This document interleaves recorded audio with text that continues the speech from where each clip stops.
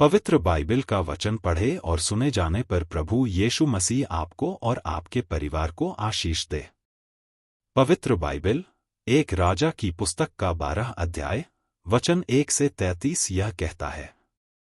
वचन 1, रहूब्याम तो शकेम को गया, क्योंकि सब इस्राएली उसको राजा बनाने के लिए वहीं गए थे। वचन 2, और जब नबात के पुत्र यारोबाम ने यह सुना, जो अब तक मिस्र में रहता था, क्योंकि यारोबाम सुलैमान राजा के डर के मारे भगकर मिस्र में रहता था।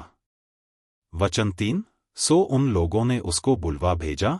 तब यारोबाम और इस्राएल की समस्त सभा रहूब्याम के पास जाकर यों कहने लगी। वचन 4, कि तेरे पिता ने तो हम लोगों पर भारी जुआ डाल रखा था, तो अब तू अपने पिता की कठिन सेवा को और उस भारी जुए को जो उसने हम पर डाल रखा है, कुछ हल्का कर, तब हम तेरे अधीन रहेंगे। वचन 5, उसने कहा, उभी तो जाओ और 3 दिन के बाद मेरे पास फिर आना। तब वे चले गए। वचन 6, तब राजा रहूब्याम ने उन बूढ़ों से जो उसके पिता सुलैमान के जीवन भर उसके सामने उपस्थित रहा करते थे सम्मति ली कि इस प्रजा को कैसा उत्तर देना उचित है, इसमें तुम क्या सम्मति देते हो। वचन 7, उन्होंने उसको यह उत्तर दिया कि यदि तू अभी प्रजा के लोगों का दास बनकर उनके अधीन हो और उनसे मधुर बातें कहे, तो वे सदैव तेरे अधीन बने रहेंगे। वचन 8, रहूब्याम ने उस सम्मति को छोड़ दिया जो बूढ़ों ने उसको दी थी और उन जवानों से सम्मति ली जो उसके संग बड़े हुए थे और उसके सम्मुख उपस्थित रहा करते थे। वचन 9, उनसे उसने पूछा, मैं प्रजा के लोगों को कैसा उत्तर दूं? उसमें तुम क्या सम्मति देते हो?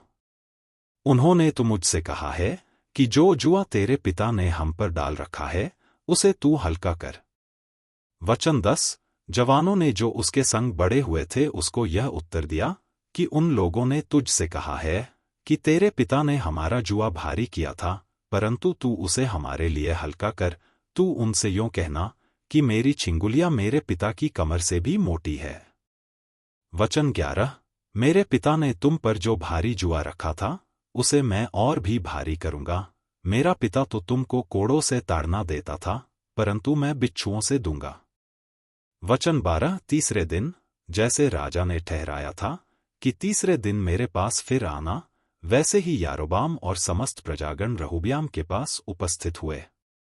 वचन 13, तब राजा ने प्रजा से कड़ी बातें की। वचन 14, और बूढ़ों की दी हुई सम्मति छोड़कर जवानों की सम्मति के अनुसार उनसे कहा कि मेरे पिता ने तो तुम्हारा जुआ भारी कर दिया, परंतु मैं उसे और भी भारी कर दूंगा। मेरे पिता ने तो कोड़ों से तुमको ताड़ना दी, परंतु मैं तुमको बिच्छुओं से ताड़ना दूंगा। वचन 15, सो राजा ने प्रजा की बात नहीं मानी। इसका कारण यह है कि जो वचन यहोवा ने शीलोवासी अहिय्याह के द्वारा नबात के पुत्र यारोबाम से कहा था, उसको पूरा करने के लिए उसने ऐसा ही ठहराया था। वचन 16, जब सब इस्राएल ने देखा कि राजा हमारी नहीं सुनता, तब वे बोले कि दाऊद के साथ हमारा क्या अंश? हमारा तो यिशै के पुत्र में कोई भाग नहीं। हे इस्राएल, अपने अपने डेरे को चले जाओ, अब हे दाऊद, अपने ही घराने की चिंता कर। वचन 17, सो इस्राएल अपने अपने डेरे को चले गए। केवल जितने इस्राएली यहूदा के नगरों में बसे हुए थे उन पर रहूब्याम राज्य करता रहा। वचन 18, तब राजा रहूब्याम ने अदोराम को जो सब बेगारों पर अधिकारी था, भेज दिया, और सब इस्राएलियों ने उसको पत्थरवाह किया और वह मर गया। तब रहूब्याम फुती से अपने रथ पर चढ़कर यरूशलेम को भाग गया। वचन 19, और इस्राएल दाऊद के घराने से फिर गया और आज तक फिरा जुआ है।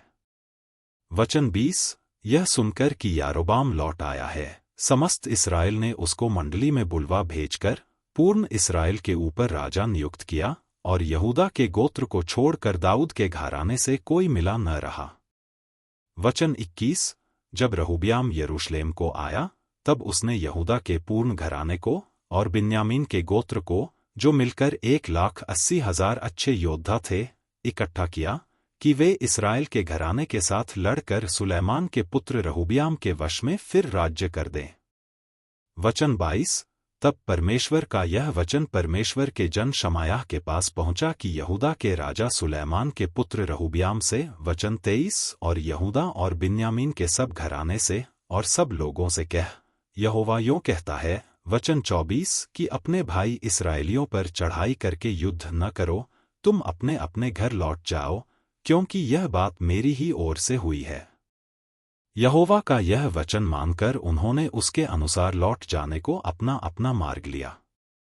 वचन 25 तब यारोबाम एप्रैम के पहाड़ी देश के शकेम नगर को दृढ़ करके उसमें रहने लगा, फिर वहां से निकलकर पनूएल को भी दृढ़ किया। वचन 26 तब यारोबाम सोचने लगा कि अब राज्य दाऊद के घराने का हो जाएगा। वचन 27 यदि प्रजा के लोग यरूशलेम में बलि करने को जाएं, तो उनका मन अपने स्वामी यहूदा के राजा रहूब्याम की ओर फिरेगा, और वे मुझे घात करके यहूदा के राजा रहूब्याम के हो जाएंगे। वचन 28 तो राजा ने सम्मति लेकर सोने के 2 बछड़े बनाए और लोगों से कहा, यरूशलेम को जाना तुम्हारी शक्ति से बाहर है, इसलिए हे इस्राएल अपने देवताओं को देखो, जो तुम्हें मिस्र देश से निकाल लाए हैं। वचन 29 तो उसने एक बछड़े को बेतेल और दूसरे को दान में स्थापित किया। वचन 30 और यह बात पाप का कारण हुई, क्योंकि लोग उस एक के सामने दंडवत करने को दान तक जाने लगे। वचन 31 और उसने ऊंचे स्थानों के भवन बनाए और सब प्रकार के लोगों में से जो लेवीवंशी न थे याजक ठहराए। वचन 32 फिर यारोबाम ने 8वें महीने के 15वें दिन यहूदा के पर्व के समान एक पर्व ठहरा दिया और वेदी पर बलि चढ़ाने लगा। इस रीति उसने बेतेल में अपने बनाए हुए बछड़ों के लिए वेदी पर बलि किया और अपने बनाए हुए ऊंचे स्थानों के याजकों को बेतेल में ठहरा दिया।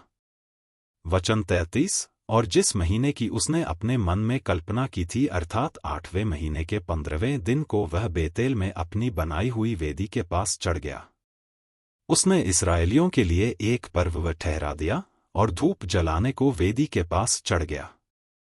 यदि आप विश्वास करते हैं तो यह वचन सभी विश्वासियों को भेजें और इस चैनल को प्रभु यीशु मसीह के नाम से सब्सक्राइब करें और आशीष प्राप्त करें। धन्यवाद।